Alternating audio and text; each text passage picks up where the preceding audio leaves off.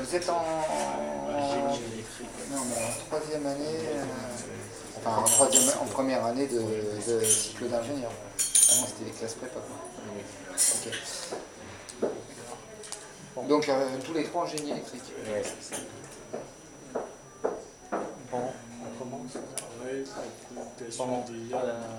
Juste un point, il faut juste que je quitte à 8h moins 5, dernier quart.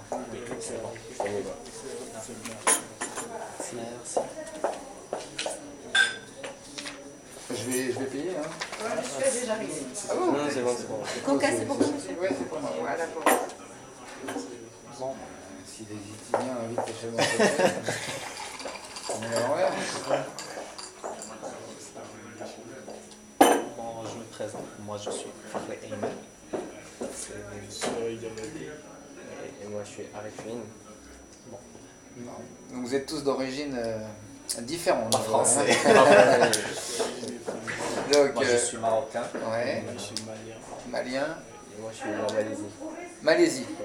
D'accord. Mais vous êtes tous les trois français. C'est ça? Non. Aucun des trois? Non, aucun des trois. D'accord. C'est comme ça. Non, c'est pas une critique, c'est intéressant.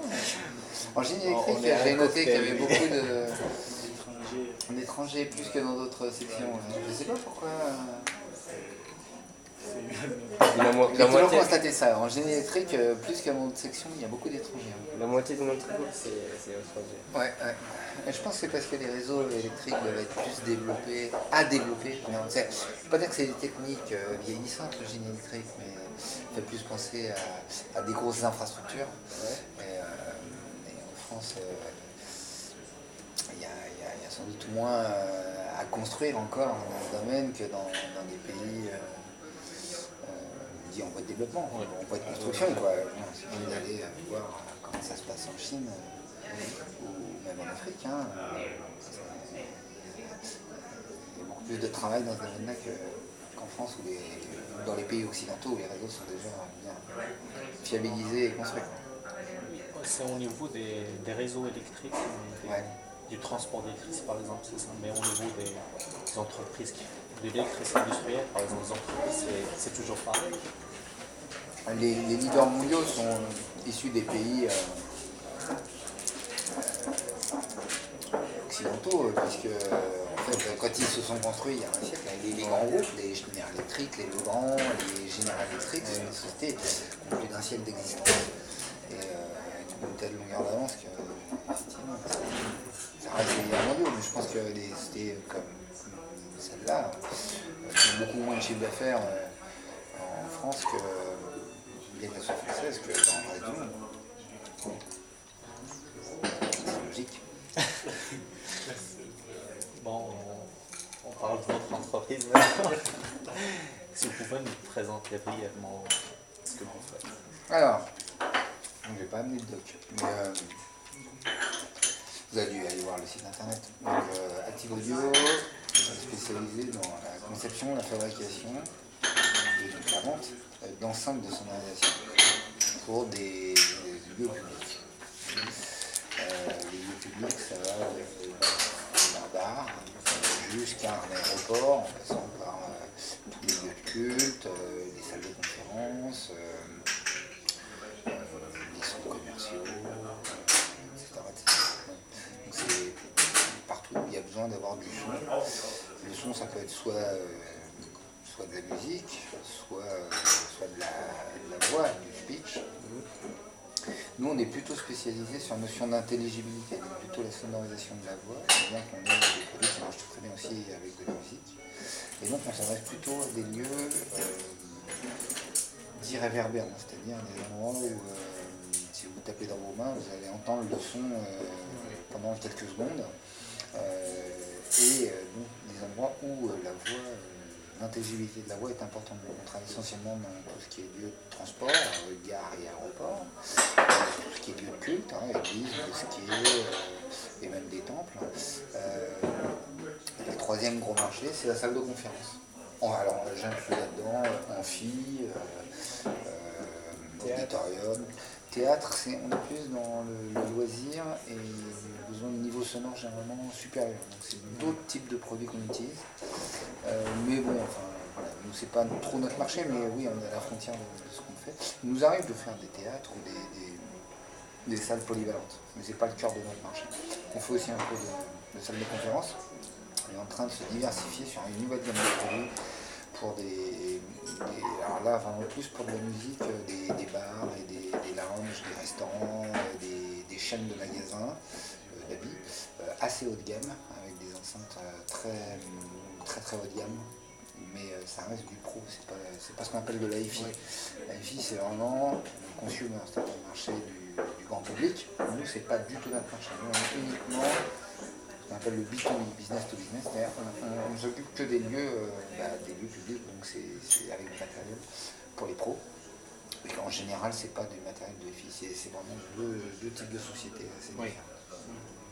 Donc vous fabriquez, vous commercialisez, vous faites l'installation aussi? Non, on est vraiment industriel, c'est-à-dire on conçoit, on fabrique, et puis on a des distributeurs qui sont chargés de vendre les produits à des installateurs qui eux les vendent à des architectes, c'est ça le B2B. Alors B2B, c'est-à-dire business to business, par opposition à B2C, business to consumer. Business, c'est l'entreprise, consumer, c'est le grand public. B2B, ça veut dire c'est d'entreprise à entreprise. Donc nos clients sont des entreprises, ce ne sont pas des particuliers. Et si vous pouvez nous présenter un peu votre parcours dès le début et comment vous êtes devenu entrepreneur? Alors, déjà j'ai 45 ans. Ma formation c'est ingénieur, je suis ingénieur Supélec, donc c'est pour ça que le génie électrique ça me parle. J'ai très rapidement eu la volonté de diriger une entreprise. Ce qui m'intéressait c'était la notion de stratégie, le fait aussi de faire des choses assez variées, d'avoir une vue un peu au-dessus du quotidien et d'essayer de se fixer un cap, un objectif et puis de construire en fait la stratégie qui va amener à atteindre ce but. C'est ça qui m'intéressait, donc dès le départ, par un plan de carrière, j'aime pas trop ce terme-là, mais enfin en tout cas cette volonté-là, sans échéance particulière. Mais je m'étais dit donc en tant qu'ingénieur, la meilleure façon d'atteindre cet objectif-là, c'était de pouvoir connaître un certain nombre de métiers dans l'entreprise. Et en tant qu'ingénieur, je me dis si je ne fais pas de la conception au début de ma carrière, je n'en ferai plus jamais. Donc j'ai commencé comme ingénieur de conception de cartes électroniques chez Sony Duval à Nantes, qui fait des chaudières à gaz. Et donc je concevais des cartes à base de microcontrôleurs ou des cartes à base d'électronique analogique pour réguler la température et puis tout ce qui est interface homme-machine. Enfin bref, une chaudière à gaz c'est un peu comme une petite voiture. Il y a de la thermique, il y a de la mécanique, il y a du contrôle, il y a des capteurs. Et puis ça c'était à l'âge de... Donc j'ai eu mon diplôme en 92 et donc moi j'ai fait mon service militaire dans la marine pendant un an, j'ai passé une année extraordinaire, j'étais anti-militariste au départ, mais c'est une super année. Et puis donc voilà, j'ai attaqué chez Sony Duval à partir de 92. J'ai fait ça pendant 3 ans à peu près, et j'ai eu l'opportunité de travailler dans la qualité pour un petit moment. Et en fait, assez rapidement, j'étais nommé responsable qualité de l'usine. C'était quand même une grosse usine, il y avait pratiquement 1000 personnes. Et voilà, j'y suis resté avec plutôt des bons résultats. Et puis, je n'étais pas très satisfait du salaire, des augmentations qui m'étaient proposées. Et donc je suis parti pour aller travailler chez Atlampol. Atlampol, c'est une structure de conseil et d'aide à la création d'entreprises innovantes, qui est une structure semi-publique. Et j'y suis resté pas très longtemps, parce que en fait, au bout de 10 mois, donc c'était en 98, au bout de 10 mois, j'ai eu l'opportunité de développer un brevet issu l'ESA IGELEC, donc qui est l'ancêtre de Polytech Nantes, Saint-Nazaire. C'était la partie génie électrique.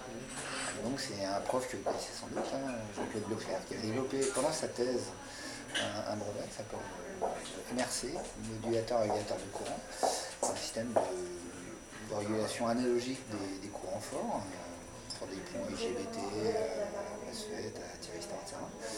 Et donc on a créé cette société avec des anciens présidents de la Chambre de commerce de Saint-Nazaire, avec des gens qui avaient bien réussi dans le domaine des affaires, et donc ils m'ont recruté finalement pour créer cette société-là.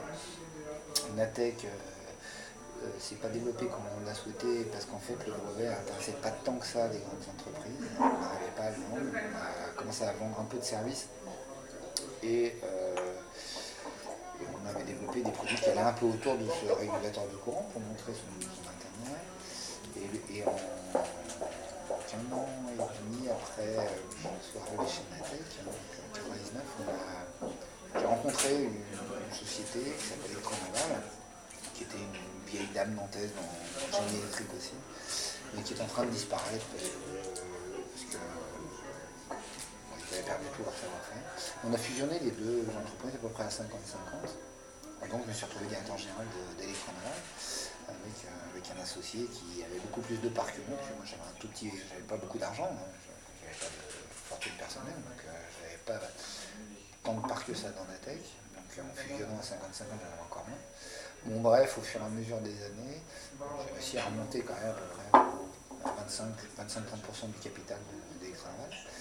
Et Electronaval, plus Natech, c'était cette société, a complètement explosé. On est passé de 22 personnes à 300 personnes, en faisant de la croissance interne, mais aussi de la croissance externe, c'est-à-dire en rachetant des entreprises, plutôt des entreprises en difficulté. Et donc on a fait cette très belle croissance, et on a en 2006 décidé de céder l'entreprise. Puisqu'on trouvait que ça devenait un peu trop gros, c'était très risqué, on faisait des postes de pilotage de sous-marins, on faisait des alimentations pour le TGV, on travaillait aussi beaucoup dans le véhicule électrique et hybride pour Renault, et donc comme on avait des obligations de résultat, on avait un peu peur d'avoir un pépin technique, et donc on a préféré sécuriser ça en cédant l'entreprise par un échange d'actions en fait, avec une société cotée en bourse. Voilà. La reprise s'est assez mal passée parce qu'en fait on a perdu notre liberté et mon associé est très vite parti, et moi je suis resté directeur général pendant 2 ans jusqu'en 2008. En 2008 j'ai essayé pas de créer Active Audio, mais de reprendre Active Audio, qui avait été créé quelques années auparavant par un ingénieur, un chercheur, mais qui n'arrivait pas du tout à la développer. En fait, quand je l'ai pris, j'ai pris 50% du capital, mais pour pas grand-chose, parce qu'il y avait la tech qui existait quasiment pas à l'époque. Un salarié, et voilà, bref, tout était à construire. Donc, voilà. À partir de là, j'ai injecté pas mal d'argent, on a fait beaucoup de R&D, et puis on a essayé de développer une offre commerciale. Et donc voilà, depuis 2008, je me bats pour développer Active Audio, mais c'est beaucoup plus long que je ne pensais, parce qu'on est sur un marché qui est finalement assez conservateur. Et en ce qui concerne la taille de votre entreprise, alors Active Audio, c'est encore petit. Aujourd'hui, on est 8 ou 9 personnes. En 2008, c'était 8 personnes. Non, une personne en 2008, deux avec nous. Donc là, on est 8, et on devrait faire pas loin d'1 million d'euros de chiffre d'affaires cette année, alors qu'on faisait en 2008, on faisait 40 000 euros de chiffre d'affaires. Et pour vous, est-ce que c'est plus facile de travailler dans une petite structure que... Non, dans une petite structure, ça demande d'être... ça dépend ce qu'on appelle une grosse structure, une petite structure. C'est une société de 8 personnes ou même moins, c'est assez compliqué parce que ça demande d'être extrêmement polyvalent. Il faut tout faire. Alors que quand on est dans une grande société, on est plutôt très spécialisé sur une tâche. Et moi, j'ai toujours trouvé beaucoup plus passionnant de travailler dans une petite société parce qu'on construit vraiment. En plus, juste les clés du camion. Voilà, c'est plus impliqué. Mais c'est pas plus facile, non. Enfin, je veux dire, après, dans le grand groupe, ce qu'il peut y avoir, c'est des points qui sont assez frustrants parce que il y a la politique est beaucoup plus importante. Moi, je dis la politique, pas au sens politicien du terme, mais au sens des relations humaines. Il faut toujours essayer de se placer dans le patron, etc. Enfin, moi, ça m'intéresse absolument pas. Et voilà, donc c'est, je trouve quand même dans les petites entreprises, ça me paraît beaucoup plus passionnant. On gagne sans doute moins bien sa vie, sûrement moins bien sa vie. Sauf à créer une entreprise et de l'argent de mer, parce que là on gagne très bien sa vie. Mais bon, c'est pas le cas de tout le monde. Et voilà. Dans les PME, on gagne moins bien sa vie, mais je trouve que c'est tellement plus passionnant et tellement plus épanouissant que voilà, la qualité de vie, c'est ça aussi. C'est essayer de se faire plaisir dans son travail, d'avoir l'impression si on est frustré, c'est parce que les résultats sont pas bons, mais c'est pas parce que on est dirigé par des gens qu'on n'apprécie pas. Et en gros, l'organigramme d'Active Audio, oui. donc j'en suis le PDG et j'ai une sorte de conseil d'administration. Puisqu'on a fait rentrer deux investisseurs régionaux et on pourrait appeler un business angel, c'est-à-dire quelqu'un qui est retraité mais qui a revendu sa société, et surtout qui est très connu dans le domaine. Donc, je l'ai fait rentrer au capital là en octobre. Donc, je garde à peu près 50% d'Active Audio. Mais d'avoir ces gens à côté de moi, ils font partie d'une sorte de conseil d'administration et donc ils me donnent du conseil. Donc ça, voilà. J'ai des actionnaires, même si moi j'en suis parti, il y a une communication vers l'action. Ensuite, sous ma responsabilité, il y a 8 personnes, donc il y en a un qui s'occupe de la R&D, et puis il y a 3 ingénieurs pour le développement, une personne qui s'occupe de la fabrication, incluant des problématiques de qualité.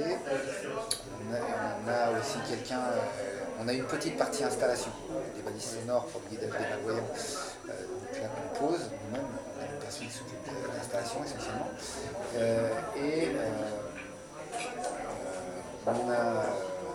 On avait à nouveau en train de recruter une personne en charge de la communication et un directeur commercial qui fait aussi le marketing.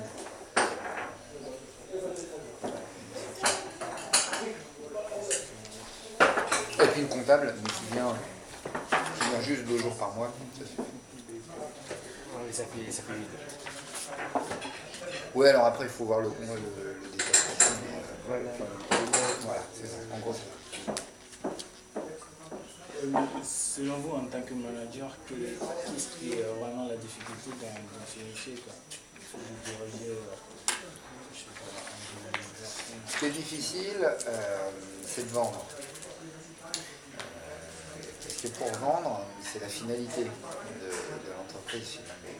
Pour pouvoir vendre, il faut avoir les bons produits. Les bons produits, ça veut dire des produits qui correspondent à une demande. Il faut avoir les bons coûts de revient pour pouvoir gagner de l'argent. Et puis pour pouvoir vendre ces produits au prix du marché. Évidemment, si le prix du marché il est de 100 et qu'on est capable de produire à 20 ou à 10, on gagne beaucoup d'argent et ça va. Par contre, si on est sur un marché qui est beaucoup plus concurrentiel, notamment si on a des concurrences dans des pays à bas coût de main-d'œuvre, qui peuvent avoir des prix de revient beaucoup plus faibles en étant moins bien organisés, on peut être sur un marché où le prix de vente est à 100 et où le prix de revient il est peut-être à 90 ou 95. Et donc là on gagne assez peu d'argent et c'est difficile de faire des investissements, etc. Donc voilà, donc vendre c'est la finalité. Contrairement à ce qu'on pourrait penser, vendre, c'est pas, il ne faut pas imaginer le commercial qui a sa valise et qui va frapper à toutes les portes. C'est beaucoup plus dans une affaire de relationnel et comment dire. C'est surtout le plus important, c'est si on donne au commercial le produit du coffre vient à la demande du client, avec le bon prix, il vend, même si c'est pour un très bon commercial, au sens où on a l'habitude de l'entendre. Et donc, c'est comme un gros bateau pour une entreprise. C'est-à-dire que la décision qu'on prend un jour, avant de la changer, ça prend du temps. Et le Titanic, quand il a voulu éviter l'iceberg, il a tourné là-bas, mais il était trop tard parce que un bateau, ça a beaucoup d'inertie et ça, voilà. Une entreprise, c'est pareil. Si vous avez un cycle de développement de nouveaux produits de typiquement 2 à 3 ans, et qu'à l'instant T, en 2015, vous dites voilà, le produit qu'il faudrait avoir, c'est ça. Il fait ci, il fait ça, etc. Bah oui, mais la problématique, c'est que si vous n'avez pas pris la décision mi-2012 de lancer votre produit, bah, aujourd'hui vous ne l'avez pas à vendre. Donc en fait, voilà, vous vendez les produits que vous avez conçus il y a 2 ans et demi, quand même. Enfin, que vous avez lancé il y a 2 ans et demi. Donc ça veut dire qu'il y a 2 ans et demi, il fallait savoir que dans 2 ans et demi, le marché il allait être là. Alors si vous êtes sur un marché à évolution très lente, bah, vous avez le temps de voir. La problématique, c'est que vos concurrents aussi, ils voient, puisque c'est un marché à évolution. Donc là, vous allez être plutôt sur un marché où il va falloir se battre sur les prix. À l'inverse, si vous êtes sur un marché très, très mouvant, très rapide, je pense à l'informatique, par exemple, à Internet ou ce genre de choses, les tendances d'aujourd'hui, c'était pas évident de les voir il y a 2-3 ans. Et donc, c'est la difficulté et l'intérêt de notre métier. D'ailleurs, c'est d'essayer de percevoir avant les autres là où le marché va aller et mettre en œuvre ce qu'il faut pour le faire. Et finalement, mettre en œuvre ce qu'il faut pour le faire, une fois qu'on a pris la décision, n'est pas le plus compliqué. C'est-à-dire, ce qu'il faut faire, c'est trouver de l'argent, monter un dossier pour convaincre des gens de le financer, c'est-à-dire des banques, des investisseurs, ou de prendre sur les fonds propres de l'entreprise, ce que l'entreprise a gagné avant. Ensuite, c'est la gestion de projets techniques. C'est intéressant, mais c'est pas le plus compliqué. Le plus compliqué, c'est de sentir le marché là où il veut aller et de développer, de prendre la décision de lancer ça. Si tant est que les produits soient faisables. En fait, pour un marché de ce genre, un marché où il faut faire la conception et vendre un produit, généralement ça demande un certain nombre de compétences. Je veux dire, dans le cadre général, votre système de recrutement, je ne sais pas si vous lancez des annonces aux écoles pour recruter des potentiels ou bien comment ça marche. Alors, il y a différents types ça dépend du profil qu'on recherche. Si on recherche je sais pas, une assistante en communication, malheureusement pour elle ou eux, il y a plus de demandes que d'offres, de demandes d'emploi que d'offres d'emploi. Donc en fait, il suffit de mettre une annonce à Pôle emploi, là vous avez plein de CV et vous avez l'embarras du choix. Par contre, donc là, on passe par, sur un profil comme ça, on passe par Pôle emploi. Vous cherchez un opérateur de fabrication, c'est pareil. À l'inverse, si vous cherchez un cadre de bon niveau, typiquement un commercial qui connaît votre secteur, là c'est plus difficile. Donc là, ça va se faire par du bouche à oreille, par des réseaux, par des connaissances, par des voies détournées. On peut aussi passer par mettre des annonces dans des journaux, sur des sites internet, plutôt internet aujourd'hui. Et puis on peut mixer tout ça. Et souvent, il arrive que si on a connaissance de quelqu'un qui a un super bon profil, on n'a pas de recrutement prévu, mais on a un commercial qui est super fort, on sait qu'il est sur le marché du travail, on peut prendre la décision de créer un poste juste pour lui. Donc ça peut être ça aussi. Et les contraintes liées au travail, je sais pas, les salaires des salariés, tout ça, l'évolution du marché, qu'est-ce qui est vraiment la difficulté alors Alors, je suis pas sûr d'avoir compris la question. Donc, je veux dire, les contraintes du secteur de la production, par exemple, parce que vous produisez de la sonorisation, Ouais. tout ça, les contraintes, je sais pas, est-ce qu'il y a plus de... Il y a des spécifications qui vous sont données ou bien vous utilisez des produits Non, nous, on ne fait que des produits propres, c'est-à-dire qu'on fabrique, on fait fabriquer que des produits qui sont produits par nous. Donc, les contraintes de fabrication, c'est nous qui les donnons. Par exemple, on a fait des plans et on demande que notre atelier ou nos fournisseurs, on construit une carte électronique par exemple, on demande aux fournisseurs de cartes électroniques de nous fabriquer la carte qui correspond exactement à ça, avec un contrôle qualité, etc. Comme ça. Donc ça, il y a des contraintes que nous on met. Et puis il y a des contraintes qui sont données par le marché ou par la loi. Il y a des normes, par exemple, à respecter. Donc si vous travaillez dans le domaine du électrique, il y a plein de normes sur la sécurité électrique, etc. Donc vous avez ces normes à respecter. Et puis vous avez, donc ça c'est des obligations légales pour pouvoir vendre, pour pouvoir marquer tout produit vendu, par exemple la communauté européenne, mais pas seulement d'ailleurs, doit être ce qu'on appelle marqué CE. C'est la communauté européenne. Pour avoir ce marquage CE, il faut passer le produit dans un certain nombre de laboratoires de tests, mais la liste des contraintes, elle est clairement connue. Si vous êtes conforme, vous pouvez vendre. Si vous n'êtes pas conforme, vous n'avez pas le droit de vendre. Ça, c'est des contraintes légales. Vous avez des contraintes qui sont plus des contraintes marché. C'est celles dont on parlait. Les contraintes marché, c'est de faire des produits qui correspondent exactement à la demande. Par exemple, si vous êtes fabricant de voitures et que vous fabriquez des voitures vert pomme, mais sauf que ça ne correspond pas du tout au goût des clients, personne ne va acheter une voiture vert pomme parce que ça ne fait pas bien, parce que j'en sais rien, vous allez en fabriquer. La contrainte, c'est que vous n'allez pas la vendre parce qu'elle ne correspond pas au marché. Ça, c'est les contraintes principales, c'est celles qui sont édictées par les clients et donc de fait le marché. Ça, c'est les principales contraintes. La question, parce qu'il y a plein de points. La question, là, en tant que chef d'entreprise, on a des contraintes liées au marché du travail. On a des contraintes liées à la loi, on a des contraintes liées à la sécurité, on a des contraintes dans le domaine fiscal, on doit faire des déclarations sociales sur les feuilles de paie, fiscales, impôts.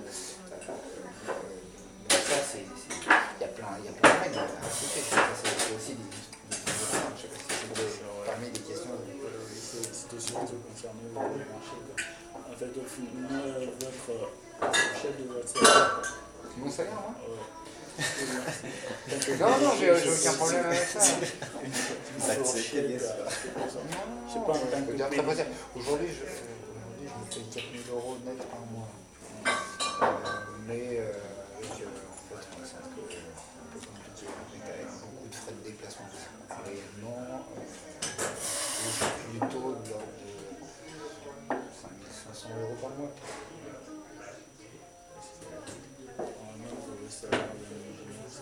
Et ça, je suis avec mon diplôme, si je travaille dans une grande entreprise, probablement je gagne beaucoup plus. Quand j'étais directeur général de monde, le salaire c'était plus de 200. Mais vous n'étiez pas satisfait du travail des gens dans une usine de 1000 personnes? Ah non, ça c'est l'électronoval, je disais. Donc, quand j'étais chez Sony Duval, non, je gagnais beaucoup chez Sony Duval à l'époque. On parle de 98, donc déjà c'est 97. Donc ça fait déjà 18 ans, qui est pas très long. Mon salaire, alors je vais essayer de me souvenir. D'abord on parlait en francs à l'époque.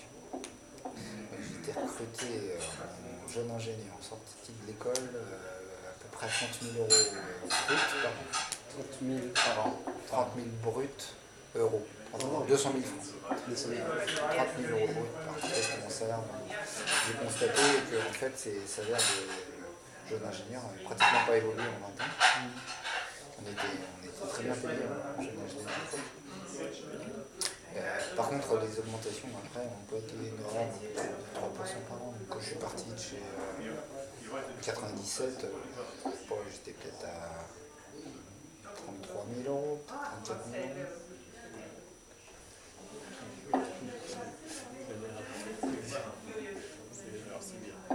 Bon, j'ai. Ouais, alors là, j'ai parlé en brut. Le salaire journaliste était plutôt du net. Donc, il faut imaginer en brut. Mais comme on est chef d'entreprise, c'est différent. La notion de brut n'existe pas parce qu'on ne cotise pas au chômage, on ne part au chômage, on ne cotise pas à la sécurité sociale, il faut se payer soi-même sa sécu. Enfin, pas la sécu, mais la mutuelle. Donc c'est pour ça que je parle en net. Bon, moi, j'ai quelques questions sur l'actualité des ingénieurs. En 2012, quand je suis venu en France, moi, j'ai pensé que ça y est, je vais faire un bac plus 5, je vais être un ingénieur de gagner à vie.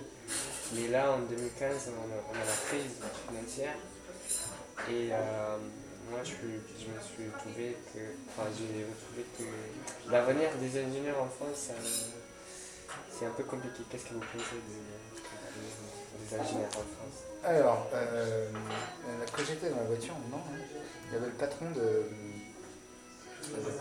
Capgemini, qui vient de reprendre une grosse boîte américaine, et qui disait, et je suis 100% d'accord avec lui, que la formation française, et notamment des ingénieurs, est excellente, et une des meilleures au monde. Ensuite, il y a de la demande d'ingénieurs. Capgemini, en l'occurrence, embauche énormément d'ingénieurs et voudrait qu'il y ait plus d'ingénieurs formés en informatique notamment. Et donc, ils se développent bien. Moi, je suis complètement d'accord avec ce qu'il raconte. Je trouve que la formation en France, pas seulement des ingénieurs, est d'excellente qualité. Quand je compare je voyage beaucoup dans le monde. On a des distributeurs dans 25 pays dans le monde, du Mexique à la Corée en passant par la Chine, la Russie, le Moyen-Orient, l'Australie, etc. Donc vraiment, puis évidemment les grands pays d'Europe de l'Ouest, puis on est en train d'essayer de s'implanter aux États-Unis. Donc j'ai vraiment une vision assez mondiale et vraiment je peux dire que la force des ingénieurs en France, c'est la capacité à continuer à apprendre. C'est-à-dire, on nous apprend, je mets nous parce que je suis issu de cette formation, on nous apprend à apprendre. Moi, ce que j'ai appris en école d'ingénieur, c'est pas tellement une technique en tant que telle. Je suis capable de continuer à faire du développement en électronique ou en électrique. Mais par contre, si je dois comprendre comment fonctionne un nouveau système, j'y arrive assez rapidement. Mais un nouveau système, pas forcément technique. Je parle de la compta. Moi, j'ai jamais eu de formation de compta. Après 4 heures de cours de comptabilité, donné à la chambre de commerce qui était gratuitement, j'étais capable de discuter parfaitement avec un expert comptable et qui me racontait. Et en fait, d'avoir l'impression de maîtriser assez rapidement ce sujet. Et c'est vrai dans plein d'autres domaines. Et une autre qualité, je trouve, des jeunes ingénieurs et des jeunes gens formés par le système, c'est que le niveau en langue a quand même bien progressé. Niveau en langue? Ouais, en langue étrangère. Aujourd'hui, pratiquement une école de commerce ou une école d'ingénieur, c'est très très conseillé, voire quasi obligatoire d'aller faire une année d'études à l'étranger. Et ou au moins un semestre ou un stage. Et du coup, ça fait des jeunes qui ne sont pas du tout effrayés par les langues, qui sont capables de discuter en anglais, parce que c'est quand même la langue internationale, de façon assez correcte. C'est pas forcément vrai pour tous les élèves, mais moi, tous ceux que j'ai eu recrutés, j'ai trouvé que même ceux qui avaient des bac plus 3 parlaient très correctement anglais. Donc ça, c'est pas mal. Et c'est un plus par rapport à des jeunes anglais ou américains qui, eux, pour le coup, ne parlent pas des langues étrangères. Alors vous, qui êtes originaire d'autres pays, vous parlez en plus d'autres langues. Et donc ça, c'est des cordes en plus à votre article. Mais si vous voulez devenir de bons ingénieurs, il faudra parler couramment anglais, ça c'est obligatoire. Mais Pour répondre de façon générale à la question, ouais, je trouve que le niveau de formation des ingénieurs français est très bon et qu'il y a un très bon avenir. Maintenant, c'est vrai que le niveau de salaire, aujourd'hui, si on veut gagner de l'argent, c'est pas l'ingénieur qu'il faut faire. C'est plutôt médecin, avocat, et encore médecin spécialiste. Mais bon, un ingénieur aura la capacité de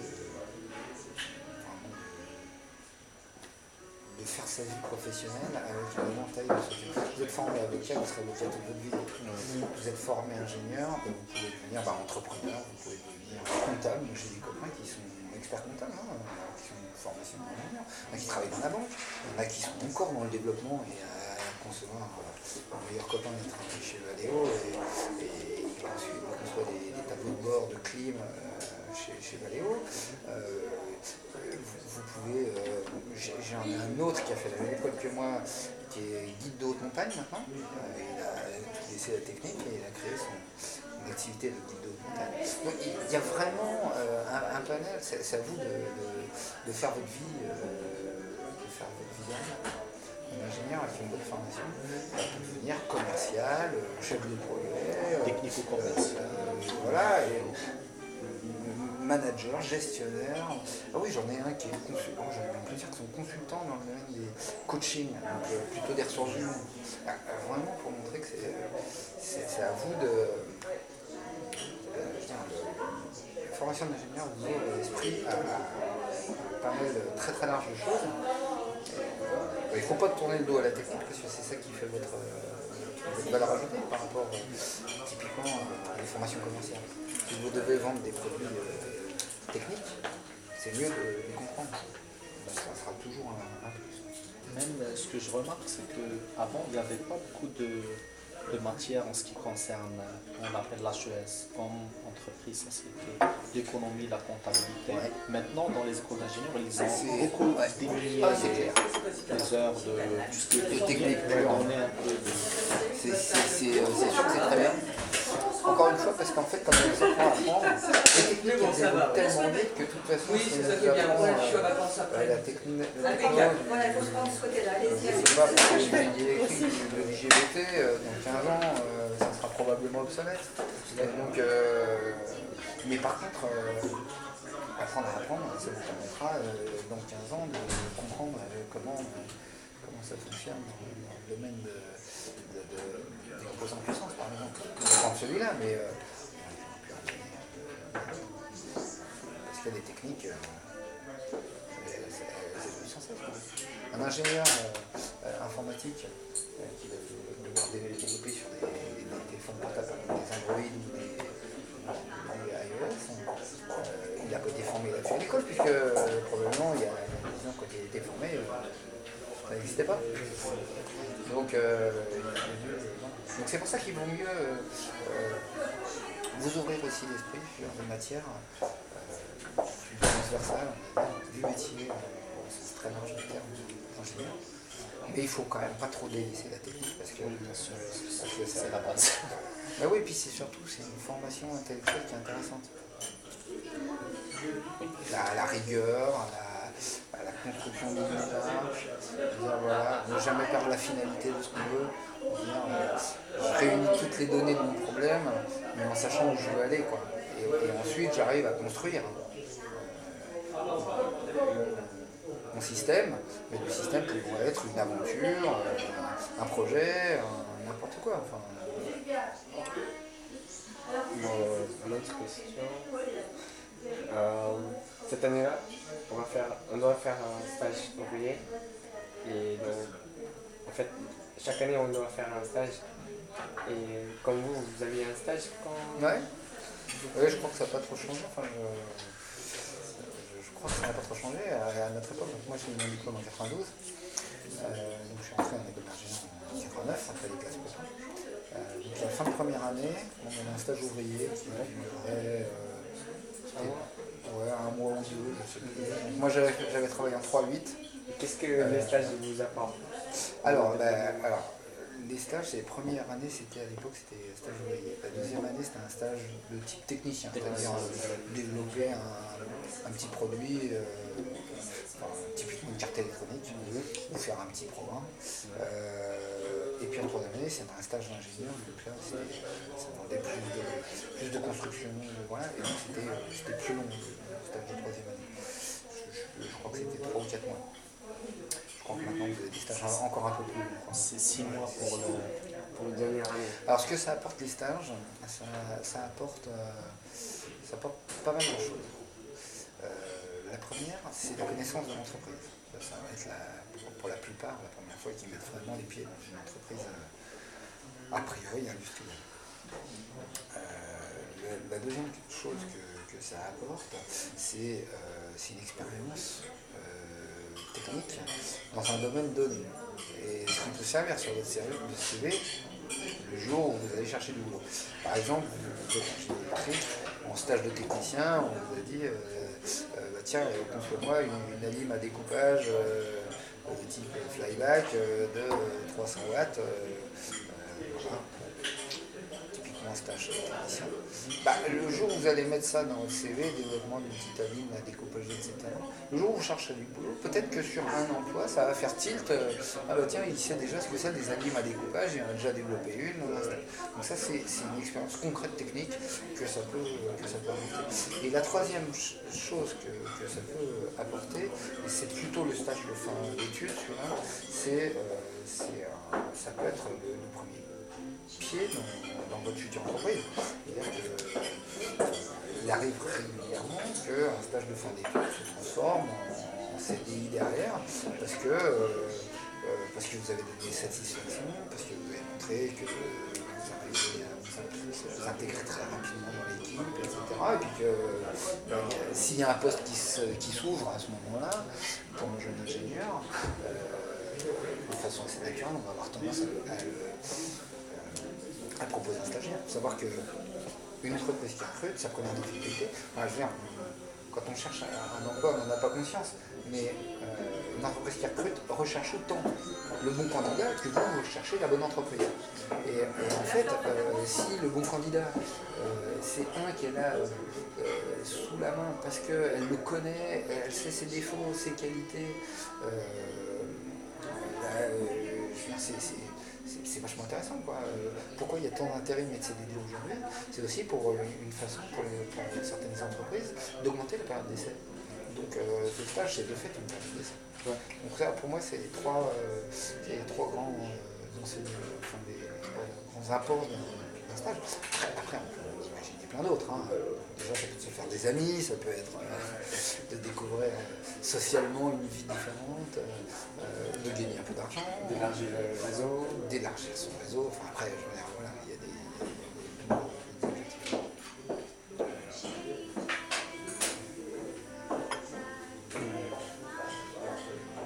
Bon, il reste pas mal. Ouais, il reste 2 minutes, là, 3 minutes. Comme conclusion. Si vous avez un conseil à donner À qui? à des élèves, Aux élèves. aux élèves Alors, on va répondre Aux élèves et qui aux futurs envisagent. entrepreneurs. Voilà. Ouais, si j'avais un conseil à donner, mais c'est. J'en ai bien plus qu'un de conseils. Moi, je dirais. On passe. Si je peux rephraser la phrase, si vous avez un conseil pour vous quand vous aviez 18 ans. Ouais, alors moi je dirais celui que je me suis appliqué à moi. Ouais. Je suis parti du principe qu'on passait à peu près le tiers de sa vie au travail. Ah tiens. Grosso modo, une journée ça fait 24 heures, vous passez, pour faire simple, 8 heures à dormir, 8 heures au travail, et 8 heures en trajet pour aller au travail, pour manger, pour être avec des amis, faire de la fête, faire du sport, peindre, écouter de la musique, etc. Un tiers sommeil, un tiers loisir à manger, et un tiers travail. Celui pour dormir, par principe, vous dormez, vous faites rien.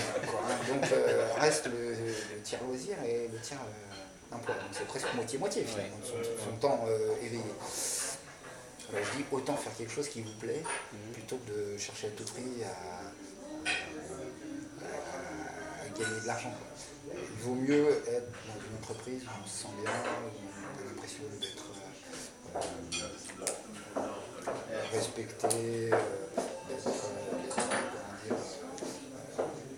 bien intégré, d'avoir des collègues qui sont aussi des amis, d'avoir une certaine confiance, et puis faire quelque chose qui vous plaît, quoi, de développer des produits qui vous plaisent, de développer un projet qui vous plaît. Et ça, je pense que c'est la première règle. L'objectif de tout homme dans la vie, c'est d'être heureux, quoi. Si vous êtes dans un boulot où vous vous emmerdez à mourir, et même si vous gagnez beaucoup d'argent, ça ne compensera pas. Merci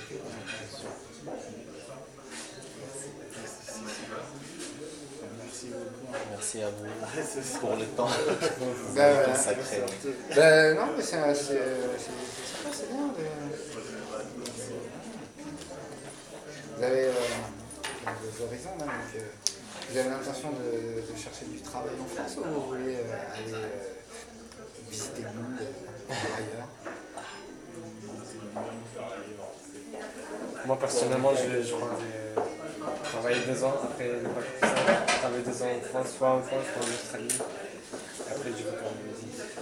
C'est exactement pareil. Si je veux rester encore à l'étranger, ce sera juste pour acquérir un peu d'expérience. Moi, c'est un peu différent. Exploiter 15 ans, pays, 20 ans, et après penser. C'est pas ça. Ah, c'est bien, c'est bien.